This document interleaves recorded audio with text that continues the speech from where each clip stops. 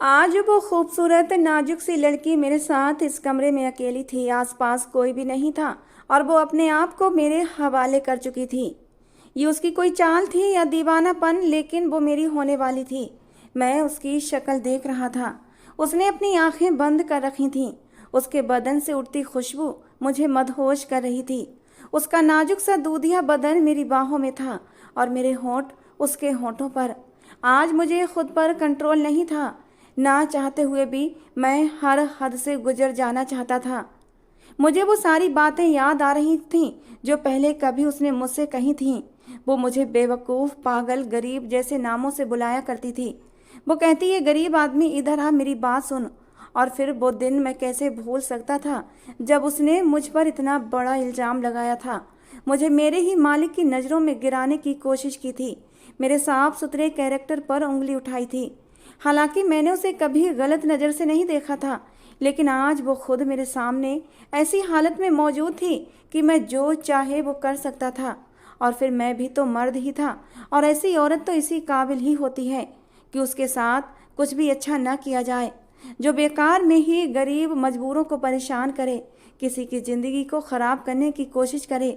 सिर्फ इतना ही नहीं, उसने तो मेरे पेट पर लात मारने की कोशिश की थी, जबकि वो अच्छी तरह जानती थी मैं एक गरीब आदमी था। इसलिए आज मैंने उसे अपने सारे बदले निकाल लिए थे। लेकिन जब सुबह हुई तो उसने मुझे ऐसी बात बताई कि मैं रोते रोते ज़मीन पर बैठ गया था। उसने कहा कि मैंने तो मेरा नाम विपुल है, मैं अपने गांव का सबसे खूबसूरत, हैंडसम और समझदार लड़का था। लेकिन गांव का खूबसूरत और समझदार लड़के को जब शहर में आना पड़ा तो गांव का गवार और बेवकूफ़ लड़का ही कहलाया गया। मेरी दो बहनें थीं, मेरी माँ थी, मेरे पापा इस दुनिया में नहीं थे। इसीलिए अपनी माँ और बहनों की खातिर मैं शहर आ गया था और एक बड़े से बंगले में काम करने लगा। यहाँ पर काम मेरे एक दोस्त ने लगवाया था, वरना मैं तो शहर में किसी को जानता भी नहीं था। यहाँ पर मेरा काम बाकी नौकरों से अपनी निगरानी में काम करवाने का था। मैं बाजार जाकर कभी कभी सामान भी ले आता था, कभी कभी गाड़ी भी चला लेता और आसपास की सारी बातों पर नज़र भी रखता था, क्योंकि मेरी यही ड्यूटी थी कि मैं घर के सभी नौकरों पर नज़र रखूं। इस घर में सिर्फ दो ही लोग रहते थे, एक मालिक और एक उनकी जवान बेटी जिसका नाम सोनिया था। उस लड़की ने तो सारे घर को अपने सर पर उठा रखा था। ऐसा लगता जैसे किसी महल की महारानी है। वैसे वो रानी ही तो थी अपने घर की, क्योंकि वो अपने बाप की इकलौती औलाद थी। माँ उसकी जिंदा नहीं थी और उसके बाप ने उसे ज़्यादा ही सर चढ़ा रखा था। वो खुद को किसी रानी से कम नहीं समझती थी। कुछ लोग ऐसे होते हैं जो बेकार में ही अपना आप सबसे ऊपर उठाकर रखना चाहते हैं। हर किसी पर हुक्म चलाकर उन्हें सुकून मिलता है। गरीबों को पैरों की जूती के नीचे मसलने में उन्हें बड़ा ही मज़ा आता है। मैं उसके घर का नौकर था, लेकिन इसका मतलब ये नहीं था कि वो मुझ पर हर वक्त हुक्म चलाती रहे, मुझे हर वक्त नीचा दिखाती रहे। जब उसने मुझे पहली बार देखा था, कहने लगी, शक्ल तो तुम्हारी बड़ी ही अच्छी है, लेकिन किस्मत उतनी ही बुरी है। देखो, तुम नौकर बन गए। इसीलिए कहते हैं थोड़ा पढ़ लिख लेना चाहिए तो इंसान को कोई अच्छा काम मिल ही जाता है। पहले मैं कुछ भी नहीं बोला था। मैंने कहा कि मालकिन, आप बिल्कुल ठीक कहती हैं। पर एक दिन वो बाहर लॉन में बैठी थी जब सामने से कोरियर वाला कोई पार्सल देने के लिए आया था। मैं पार्सल लेने गया तो पार्सल वाले ने मुझसे कहा कि अगर आपने पार्सल रिसीव करना है तो यहाँ पर सिग्नेचर कर दें। दूर से सोनिया ये सब देख रही थी। वो दूर से ही कहने लगी, इससे क्यों कह रहे हो सिग्नेचर करने के लिए, ये तो अंगूठा छाप है। लेकिन जब उसने मुझे देखा कि मैं सिग्नेचर कर रहा था तो वो चुप हो गई थी, क्योंकि उसे अपनी बेइज्जती महसूस हुई थी। मैं पार्सल लेकर उसके पास आया और उसे पार्सल के ऊपर जो कुछ लिखा था पढ़कर बता दिया कि वो पार्सल किसने भेजा है और कहाँ से भेजा है। पार्सल उसके हाथ में देकर मैं जाने लगा तो उसने मुझे पीछे से आवाज़ लगाई और बोली, तुम्हें पढ़ना लिखना आता है? मैंने कहा, आपने ठीक कहा मालकिन, मेरी किस्मत बुरी है, लेकिन मैं खुद इतना बुरा नहीं हूँ। मैंने 14 क्लासें पढ़ी हुई हैं, अपने गांव का सबसे पढ़ा लिखा लड़का हूँ। पापा दुनिया से चले गए और फिर हम पर कर्ज भी बहुत हो गए थे। गांव में रहकर ज़्यादा कमाई नहीं थी, इसीलिए शहर आ गया काम करने के लिए। कोशिश कर रहा हूँ कोई अच्छी सी नौकरी मिल जाए, लेकिन साहब बहुत अच्छे हैं, इसीलिए उनकी नौकरी ही मुझे अब अच्छी लगने लगी है। सोनिया कुछ नहीं बोली थी और चुपचाप वहाँ से चली गई। एक दिन मुझे साहब ने अपने कमरे में बुलाया और मुझसे कहा कि मैं तुम्हें पहले ही कहा था कि तुमने सबको अपनी नज़र में रखना है, और इन सब में मेरी बेटी भी आती है। मुझे अपनी बेटी से बहुत प्यार है, वो अपने मुंह में सोने का चम्मच लेकर पैदा हुई है और मैं भी तुम्हारी तरह किसान का बेटा था, मेहनत करके यहाँ तक पहुँचा हूँ, लेकिन उसे इस मेहनत का पता नहीं है। ऐसे लोग बहुत जल्दी ही गलत रास्ते पर चल पड़ते हैं। वैसे तो मैंने तुम्हें तुम्हारा काम समझा दिया था, लेकिन आज मैं तुम्हें तुम्हारी असली ड्यूटी देता हूँ, और वो ये है कि तुम्हें मेरी बेटी सोनिया पर हर वक्त नज़र रखना पड़ेगी। वो कहाँ जाती है, किससे मिलती है, सारी रिपोर्ट मुझे देना पड़ेगी। मैं नहीं चाहता कि मेरी बेटी गलत लोगों के हाथों में पड़ जाए। वो गुस्से की तेज है, लेकिन बहुत ही मासूम है, दिल की बुरी नहीं है। हर कोई उसकी मासूमियत का फ़ायदा उठा सकता है, इसीलिए मैं चाहता हूँ तुम हर वक्त उस पर ध्यान रखो। वो कहीं भी जाए तो तुम्हें उसके साथ जाना है, उसका ख्याल रखना है। वो वैसे तो ज़्यादातर बाहर नहीं जाती, लेकिन जब भी कहीं जाना होता है तो ड्राइवर के साथ चली जाती है। ड्राइवर अपना काम करेगा, लेकिन तुम्हें भी सोनिया के साथ ज़रूर जाना है। खैर, मेरा काम तो अपनी ड्यूटी देना था, फिर चाहे किसी पर भी नज़र रखना होती। मैं अपने मालिक को कह दिया कि मालिक, आपको शिकायत का मौका नहीं मिलेगा। और जब अगले दिन सोनिया ड्राइवर के साथ कहीं जाने लगी तो मैं भी गाड़ी में बैठ गया। मुझे गाड़ी में बैठता देखकर सोनिया हैरान थी। कहने लगी, तुम मेरे साथ कहाँ जा रहे हो? मेरे साथ ड्राइवर है ना, तुम गाड़ी से अभी के अभी नीचे उतरो और अपना काम करो। मैंने कहा, मालिक का ऑर्डर है कि मैंने आपके साथ ही जाना है, वो आपको अकेला भेजना नहीं चाहते। इस बात पर उसे गुस्सा आया था। ड्राइवर भी परेशान नजर आने लगा था। मुझे ऐसा लगा कि सोनिया ड्राइवर को कुछ पैसे दे देती थी और वो चुप हो जाता था और बताता नहीं था कि सोनिया कहाँ गई थी और कहाँ नहीं। इसीलिए तो बड़े साहब ने मुझे ये काम सौंपा था। उन दोनों की शक्ल ऐसी बन गई थी जैसे उनकी चोरी पकड़ी गई हो। मैं आराम से ड्राइवर के बराबर वाली सीट पर बैठा हुआ था, लेकिन सोनिया गुस्से से गाड़ी से नीचे उतरी थी और मेरी साइड का दरवाज़ा खोलकर गुस्से से कहने लगी, अभी के अभी बाहर निकलो, तुम मेरे साथ कहीं भी नहीं जाओगे। दो कौड़ी के नौकर, तुम्हारी ये मजाल कि तुम मेरे साथ मेरे दोस्तों में जाओ, तुम्हारी इतनी औकात नहीं है। लेकिन मैंने कहा कि मैडम, ये मेरी ड्यूटी है और मैं इसे करके रहूँगा। मालिक शायद अपने कमरे की खिड़की से ये सब कुछ देख रहे थे। तुरंत ही नीचे उतर कर आए। अपने पापा को देखते ही सोनिया पैर पटकते हुए उनके पास गई थी। कहने लगी, पापा, ये क्या हरकत है? आपने इस गंवार लड़के को मेरे पीछे क्यों लगा दिया? ड्राइवर होता है ना मेरे साथ, फिर इसको मेरे पीछे लगाने की क्या ज़रूरत थी? लेकिन सोनिया के पापा ने हाथ उठाकर उसे कुछ भी बोलने से मना कर दिया। कहने लगे, आज से तुम कहीं भी जाओगी तो विपुल तुम्हारे साथ जाएगा और ये मेरा ऑर्डर है। अगर तुमने मेरी बात नहीं मानी तो तुम आज के बाद घर से बाहर नहीं जाओगी। सोनिया गुस्से से पैर पटकती हुई दोबारा गाड़ी में बैठ चुकी थी और ड्राइवर को कहा कि चलो मार्केट चलते हैं। ड्राइवर ने कहा कि मार्केट? पर आपने तो। सोनिया गुस्से से कहने लगी, मैं कह रही हूँ ना कि मार्केट चलो। अब तुम मुझे बताओगे कि मैंने कहाँ जाना है? इसका मतलब उनका इरादा कहीं और जाने का था, जो अब ख़राब हो चुका था। वो मार्केट चली गई और मुझे भी साथ ले गई। इधर उधर से बेकार की शॉपिंग करती रही और मुझे सामान पकड़ाती गई। शायद उसका इरादा था कि मुझे इतना सामान पकड़ा देगी कि मैं उसे कहूँगा मैं थक गया हूँ, लेकिन मैं गांव का मजबूत मर्द था, मैं कहाँ थकने वाला था। कुछ ही देर में वो वापस आ गई थी, लेकिन अब कहीं भी सोनिया जाती मैं भी उसके साथ जाता था, इसलिए अब वो धीरे धीरे मेरी दुश्मन बनती जा रही थी। लेकिन मैं तो अपना काम कर रहा था। वैसे सोनिया के पापा ने ठीक कहा था, सोनिया को दुनिया की चालबाजियों की बिल्कुल भी खबर नहीं थी। वो गुस्से की तेज जरूर थी, लेकिन उसके अंदर अकल नाम को भी नहीं थी। वो गुस्से में आकर अपना ही नुकसान कर बैठती थी। हद से ज़्यादा खूबसूरत थी, दौलतमंद भी खूब थी, इसलिए हर कोई उसको पाने की चाह रखता था। हर कोई उसे अपने प्यार के जाल में फंसाना चाहता था। कपड़े भी बहुत ही गलत टाइप के पहनती थी। आज भी शॉर्ट स्कर्ट और मिनी टॉप पहने हुए थी और मुझे लेकर एक आइसक्रीम पार्लर में गई थी और चुपचाप बैठी आइसक्रीम खा रही थी। मैंने एक नज़र उसे देखा और जल्दी से अपनी नज़रें हटा ली थीं। आसपास के जितने भी लोग थे सोनिया को ही देख रहे थे और मुझे ये सब कुछ बिल्कुल भी अच्छा नहीं लग रहा था। लेकिन मैं उसका नौकर था, उसे कह नहीं सकता था कि मैडम जी थोड़े ढंग के कपड़े पहना करें। इतने छोटे कपड़ों में उसकी खूबसूरती उभर कर बाहर आ रही थी और जाहिर सी बात है, मर्द तो ऐसे शिकार की तलाश में रहते हैं और जब उन्हें अपनी आंखें ठंडी करने को मिलेंगी तो वो क्यों पीछे रहेंगे। मेरा जी चाहा कि मैं आगे बढ़कर सोनिया को इन गंदी निगाहों से छुपा लूं, उसे कहूं कि मैडम जी आप इतने छोटे कपड़े मत पहना करें, फुल कपड़े पहने तो आप उसमें और ज़्यादा अच्छी लगेंगी। लेकिन मेरी इतनी औकात नहीं थी कि मैं ये बात सोनिया से कह सकता। मुझसे जब ज़्यादा ही गुस्सा आया और बर्दाश्त नहीं हुआ तो मैं सोनिया के पास आ गया। मैंने कहा, मैडम जी चलिए अब घर चलते हैं, रात ज़्यादा हो गई है। लेकिन उसे तो मेरी बात काटनी ही थी, उसे तो मुझ पर गुस्सा निकालने का मौका चाहिए था। कहने लगी, लेकिन अभी तो मेरी आइसक्रीम ख़त्म ही नहीं हुई है, अभी मैं घर कैसे जा सकती हूँ।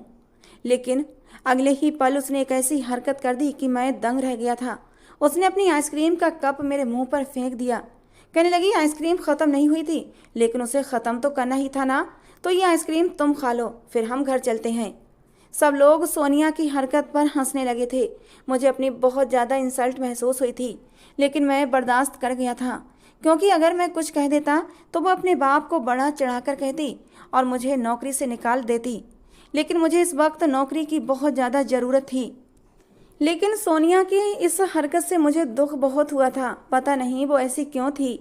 घर में एक नौकरानी से मुझे पता चला कि सोनिया बचपन से ऐसी नहीं थी, बहुत ही अच्छी और सबसे प्यार करने वाली बच्ची थी। लेकिन जब उसकी माँ का देहांत हुआ और जब वो अकेली रह गई तो धीरे धीरे जिद्दी और घमंडी होती चली गई।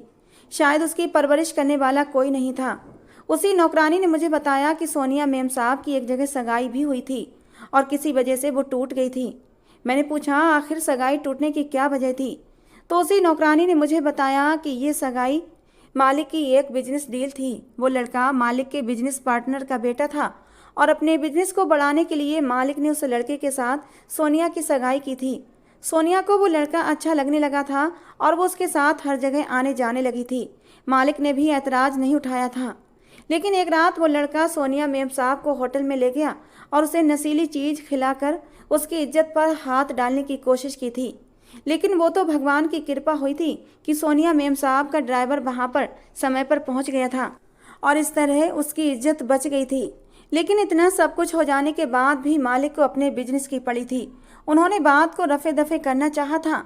सोनिया मेम साहब को समझाया कि मैं अपने दोस्त से बात करूँगा, वो अपने बेटे को समझाएगा, उसे डांटेगा कि उसने ये गलत हरकत क्यों की। लेकिन हम ये सगाई तोड़ नहीं सकते, क्योंकि सगाई टूटने से हमारी बिजनेस डील कैंसिल हो जाएगी। लेकिन सोनिया मेम साहब अपनी जिद पर अड़ी हुई थी कि वो ये शादी करना ही नहीं चाहती थी और फिर सगाई टूट गई थी।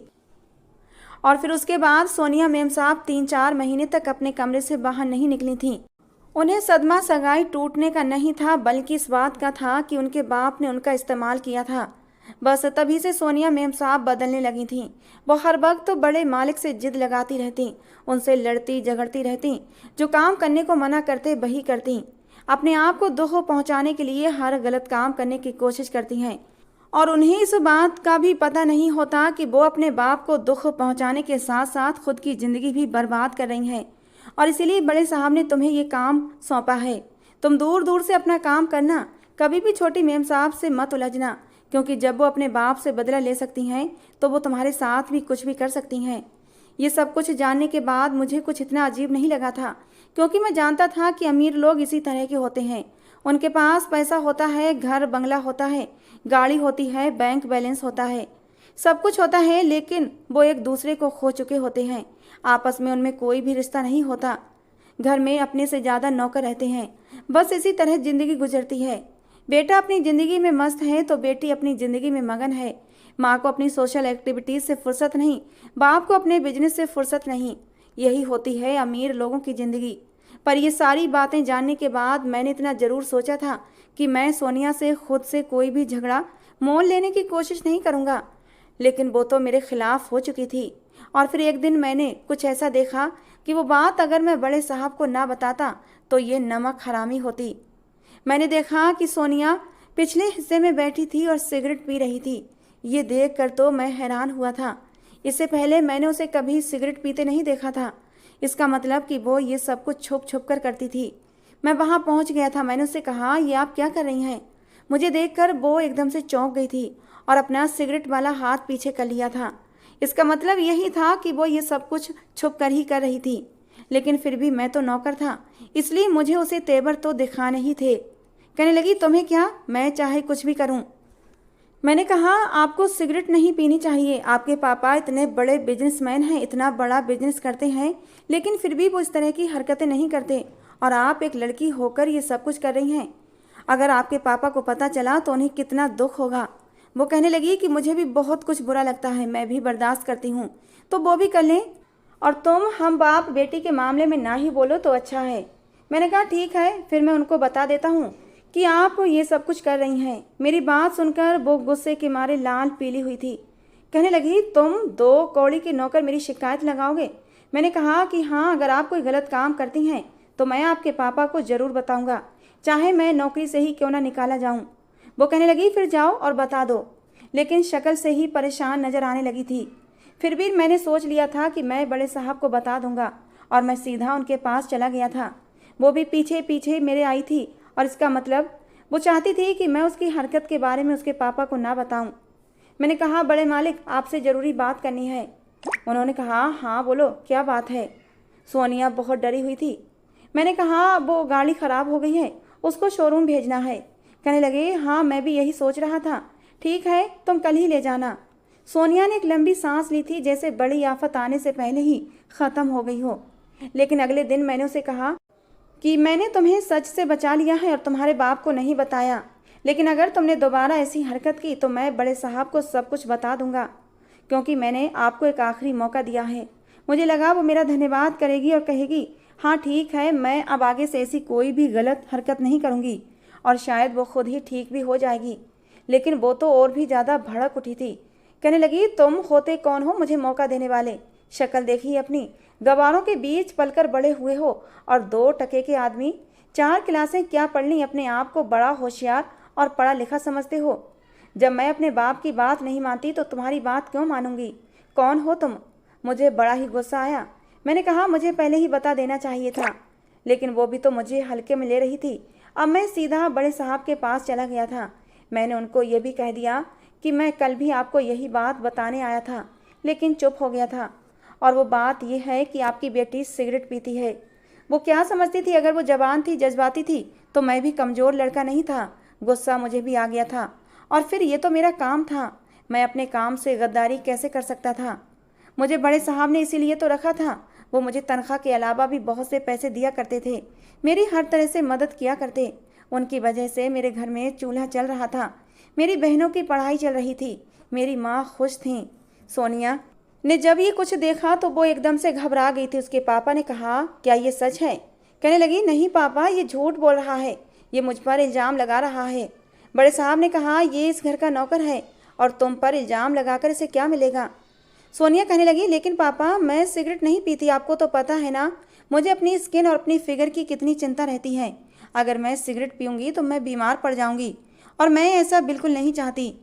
बड़े साहब ने कहा कि शक्ल से तो तुम पहले से ही बीमार लगती हो, तुम्हारी शक्ल देखकर लगता है कि तुम कुछ ना कुछ गलत करती हो। साफ साफ बता दो कि ऐसा कुछ है या नहीं, और मान लो कि तुमने गलती की है, उसके बाद मैं तुम्हारी गलत आदत को छुड़वाने की हर मुमकिन कोशिश करूँगा। वो कहने लगी नहीं, मैं नहीं पीती, झूठ बोल रहा है, ये झूठ है, ये सब कुछ जानबूझकर ऐसी बात कर रहा है ताकि आपकी नज़र में अपने नंबर बढ़वा सके।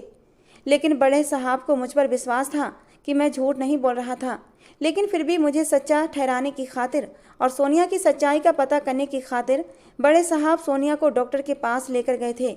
बड़े साहब सोनिया को डॉक्टर के पास लेकर गए और सोनिया का एक टेस्ट करवाया, जिससे कि पता चल सके कि सोनिया के खून में निकोटीन की मात्रा है या नहीं। जब वो लोग चले गए तो घर की नौकरानी ने मुझे कहा कि बेटा, तुमने अच्छा नहीं किया। जो लड़की अपने बाप से इतनी नफरत करती हो उसके साथ दुश्मनी मत करो, तुम अपना काम करो। मैंने उनसे कहा कि आंटी, मुझे तो यही काम दिया गया है। वो भी हैरान थी कि ऐसा काम दिया है तुम्हें बड़े साहब ने। जब वो लोग वापस आए तो सोनिया का मोबाइल फ़ोन और गाड़ी की चाबी बड़े साहब ने मुझे थमा दी। कहने लगे ये सब कुछ इसको वापस नहीं करना है, अगर मैं कहीं भी रखूँगा तो ये शायद वहाँ से उठा ले, लेकिन तुमने इन्हें अपने पास हिफाजत से रखना है। इसे कहीं भी आना जाना हो तो तुम ही इसे अपने साथ लेकर जाना और अपने साथ ही वापस लाना। बड़े साहब बहुत गुस्से में थे। इसका मतलब उन्हें पता चल गया था कि सोनिया सिगरेट पीती है। सोनिया की आंखें रोई रोई सी लग रही थीं।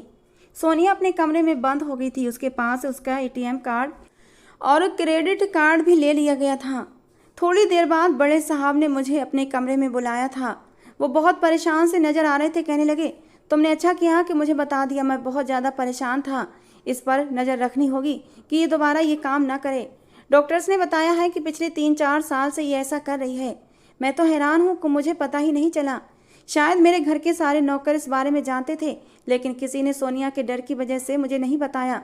लेकिन मुझे खुशी हुई कि तुमने ये काम किया और मुझे उसके बारे में बताया। लेकिन मैं नहीं जानता था कि मैं सोनिया को अपना कितना बड़ा दुश्मन बना चुका हूँ। अब वो पलटकर मुझ पर वार करने वाली थी। सोनिया के ड्राइवर का भी काम उन्होंने मुझे ही सौंप दिया था।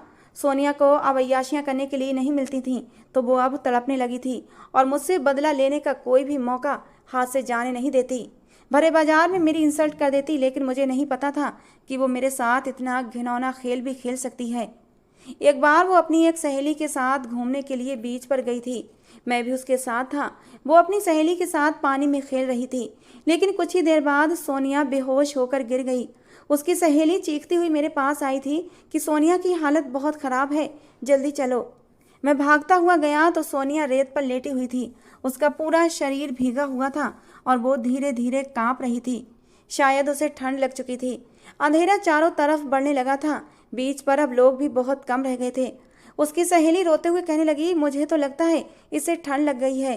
अगर जल्द से जल्द कुछ ना किया गया, इसके शरीर को गर्म नहीं किया गया तो कुछ भी हो सकता है। मैं तो बहुत ज़्यादा घबरा गया था। मुझे तो यहाँ कहीं किसी अस्पताल के बारे में भी पता नहीं था। मैंने उसकी सहेली से कहा कि इसे किसी अस्पताल लेकर चलना होगा, लेकिन वो कहने लगी, हमारे पास इतना ज़्यादा समय नहीं है और मेरे पापा की भी कॉल आ रही है कि मेरी माँ की तबीयत अचानक ख़राब हो गई है, मुझे घर जाना होगा। लेकिन मैं तुम्हें एक सलाह देती हूँ कि तुम सोनिया को अपने शरीर की गर्मी दे दो, तो हो सकता है उसकी जान बच जाए। ये कहकर सोनिया की सहेली वहाँ से चली गई थी। मैं बहुत परेशान था। मुझे किसी न किसी तरह सोनिया की जान तो बचानी ही थी। मैंने सोनिया को जल्दी से बाहों में उठाया और गाड़ी में ले आया। मैं उसे जगाने की कोशिश कर रहा था, लेकिन वो आंखें नहीं खोल रही थी। कभी मैं उसकी हथेलियों को मसलता, कभी पैर के तलवों को और कभी उसके गालों को थपथपाकर उसे उठाने की कोशिश करता, लेकिन उसे होश नहीं आ रहा था। अब मैं बहुत ज़्यादा डर गया था और अब मेरे पास सिर्फ एक ही रास्ता था कि मैं सोनिया को अपने शरीर की गर्मी देता। यही सोचते हुए मैंने अपनी शर्ट के बटन खोले थे। शर्ट उतार कर मैंने सीट पर रख दी थी। मैंने अपनी आंखें बंद कर ली थीं और मैंने सोनिया के शर्ट के बटन खोलने लगा। अभी मैं उसके ऊपर झुका ही था कि एकदम से सोनिया को होश आ गया था। वो चीख मारते हुए उठ बैठी थी और उसने मेरे मुंह पर थप्पड़ों की बारिश कर दी। कहने लगी, नीच घटिया आदमी, तुम्हारी हिम्मत भी कैसे हुई मुझे हाथ लगाने की। मैं तो इस अचानक हमले से संभल ही नहीं पाया था कि एक दूसरा झटका मुझे तब लगा जब मैंने देखा कि सोनिया की वही सहेली जो कुछ देर पहले चली गई थी, वो तो अगली सीट पर ही बैठी हुई थी। जल्दबाजी और घबराहट में मैंने देखा ही नहीं था कि उसकी सहेली वहीं गाड़ी में मौजूद थी, बल्कि उसके चेहरे पर एक अजीब सी मुस्कुराहट फैली हुई थी। कहने लगी, सोनिया, हमारा काम हो गया है। मुझे कुछ भी समझ नहीं आ रहा था। सोनिया के चेहरे पर भी एक सुकून भरी मुस्कुराहट थी। कहने लगी, घर चलो। मैं घर आ गया था, लेकिन मुझे अब किसी तूफान के आने के संकेत मिल रहे थे और जब मैं घर आया तब तक सोनिया के बिछाए जाल में पूरी तरह फंस चुका था। घर आते ही उसने मोबाइल से कुछ फ़ोटो निकाल कर अपने पापा के सामने कर दी कि पापा, ये देखिए, जिसे आप मेरा रक्षक समझ रहे थे वही मेरी इज्जत का लुटेरा निकला। मेरी इज्जत लूटने की कोशिश कर रहा था। मुझे नींद की दवा खिलाकर मेरे साथ गलत हरकत कर रहा था। वो तो भगवान की कृपा हुई कि मुझे सही समय पर होश आ गया। मेरी सहेली मेरे साथ थी, उसी ने ये तस्वीरें ली हैं ताकि वो मुझे और आपको दिखा सके जिस पर आप सबसे ज़्यादा भरोसा करते हैं वो कितना घटिया आदमी है। और जब सोनिया के पापा ने वो तस्वीरें देखी तो वो गुस्से से चीख पड़े थे। मैं तो अपनी जगह से हिल भी नहीं पा रहा था। मैं समझ गया था कि सोनिया ने बहुत ही बड़ा वार किया है और अब उसका ये वार खाली नहीं जाएगा। मैं अपनी सज़ा के लिए तैयार था, क्योंकि मेरे पास कोई सबूत नहीं था कि मैं सही हूँ गलत नहीं हूँ। सोनिया के पापा आगे बढ़े और मेरे मुंह पर एक थप्पड़ दे मारा।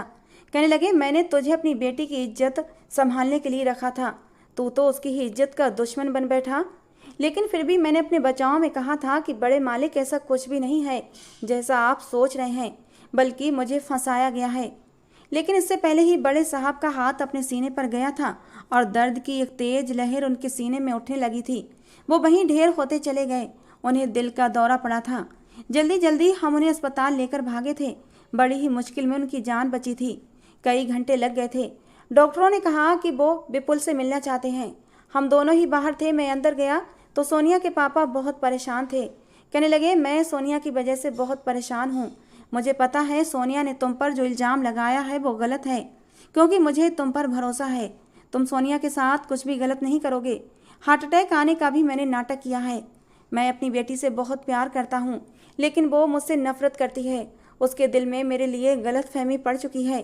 अपने मालिक के मुंह से ये सच्चाई सुनकर मैं हैरान था, लेकिन इसके साथ ही मुझे सुकून था कि मालिक की नज़रों में मेरी इज्जत खराब नहीं हुई थी। अब भी मेरा भरोसा उनकी नज़रों में बना हुआ था। उन्हें समझ आ गया था कि सोनिया झूठ बोल रही थी और मैंने सोनिया की इज्जत पर हाथ नहीं डाला था। मेरे अंदर तक सुकून उतर गया था। थोड़ी देर बाद ही उन्होंने सोनिया को अंदर बुलाया था। कहने लगे, सोनिया, मैं मानता हूँ विपुल ने तुम्हारे साथ गलत किया है, लेकिन विपुल अपनी माँ की कसम खाकर कहता है कि जो कुछ भी हुआ था गलतफहमी में हुआ था। उसका तुम्हारे साथ कुछ भी गलत करने का इरादा नहीं था और मैंने विपुल को एक और मौका दिया है। अपने बाप के मुंह से ये सुनकर सोनिया को गुस्सा तो बहुत आया था, लेकिन अपने बाप की हालत को देखते हुए वो बर्दाश्त कर गई थी।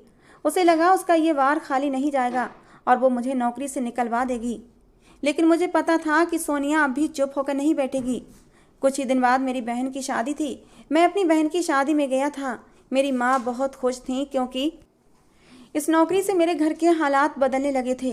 लेकिन उन्हें क्या पता था कि बड़े साहब तो अच्छे हैं, लेकिन उनकी बेटी मुझे 2 कौड़ी की इज्जत भी नहीं देती थी। उन्होंने सोनिया के लिए बहुत खूबसूरत सा अपने हाथों से स्वेटर बनाया था और जब मैं वो स्वेटर लेकर सोनिया के पास आया और उसे दिया तो उसने घिनाते हुए वो स्वेटर दूर फेंक दिया था। कहने लगी, मेरे दिन इतने भी बुरे नहीं हैं कि मैं ये घटिया स्वेटर पहनूंगी। मैंने कहा, मेम साहब, ये घटिया नहीं है। हमारे गांव में बड़े बड़े शहर से लोग आते हैं और 5-5 हज़ार में स्वेटर लेकर जाते हैं। इस स्वेटर में हाथों की कारीगरी है और इसे आप घटिया कह रही हैं। मेरी माँ ने खुद अपने हाथों से आपके लिए बनाया है। हालांकि उनकी इतनी उम्र नहीं है, फिर भी आपके प्यार में उन्होंने अपने हाथों से बनाया है। अगर इसे नहीं पहनना चाहती तो कोई बात नहीं, लेकिन इसे घटिया मत कहें। मैंने वो स्वेटर उठा लिया, लेकिन मैं इस बात से बेखबर था कि सोनिया मुझ पर अगला बार करने की घात में बैठी हुई थी। वो तो अपने एक बार खाली जाने पर जख्मी नागिन बनी बैठी थी। उस रात मैं अपने क्वार्टर में सो रहा था कि तभी मेरे मोबाइल पर सोनिया का फ़ोन आया था। कहने लगी, विपुल, मेरे कमरे में आओ, मेरी तबीयत ख़राब हो रही है। पापा सो रहे हैं और मैं उन्हें डिस्टर्ब करना नहीं चाहती। अभी के अभी मेरे कमरे में आओ, मैं हॉस्पिटल जाना चाहती हूँ। उसके कराहने की आवाज़ मुझे फ़ोन पर ही आ रही थी। मैंने कहा, मैं अभी आता हूँ। सोनिया की तबीयत ख़राब होने का सुनकर मैं एकदम से घबरा गया था। इतने समय से उसके साथ था और उसके साथ मुझे एक लगाव सा हो गया था। वो मेरी चाहे कितनी भी इंसल्ट करती थी, लेकिन मैंने उसके लिए कभी भी अपने दिल में नफ़रत के भाव नहीं पाले थे। मैं भागकर उसके कमरे में गया। मैंने इस समय ये भी नहीं सोचा कि वो मुझे क्यों बुला रही है। उसे तो किसी डॉक्टर या फिर एम्बुलेंस को फ़ोन करना चाहिए। मैं उसके कमरे में चला गया और जब सामने देखा तो मैं हैरान रह गया था, क्योंकि उसने इस समय जो कपड़े पहन रखे थे उनको देखकर कोई भी मर्द पागल हो सकता था। और ऐसे कपड़े पहनकर उसने मुझे अपने कमरे में क्यों बुलाया था? मैं उससे नज़रें चुरा रहा था, लेकिन बार बार मेरी नज़र भटक कर उसी के ऊपर जा रही थी। खूबसूरत लाल फैंसी मैक्सी में उसका दूधिया गोरा बदन खिल रहा था। नेट की नाटी थी कि उसका अंग अंग बाहर को झलक रहा था। उसे इस रूप में देखकर मेरे पसीने छूट गए थे। वो एकदम मेरे करीब आई। कहने लगी, क्या हुआ? इतना क्यों डर रहे हो? क्या पहले कभी इतनी सुंदर लड़की नहीं देखी तुमने? उसने मुझे मेरे कॉलर से पकड़कर अपनी तरफ खींचा था, यहाँ तक कि मैं बिल्कुल उसके करीब हो गया था। उसने मेरे कान में एक ऐसी बात कही कि मैं हैरान रह गया था। उसकी सांसों की सरसराहट मेरे कानों में पड़ रही थी। वो मेरे इतने करीब थी कि उसके बदन से उठती तेज परफ्यूम की खुशबू को मैं महसूस कर सकता था। अब मुझे अपने जज्बातों पर कंट्रोल नहीं था। मैं बेकाबू हो चुका था। मेरे जज्बात मचल उठे थे। मैंने खींचकर सोनिया को अपनी बाहों में भर लिया था। मैं आने वाले अंजाम से बेखबर था।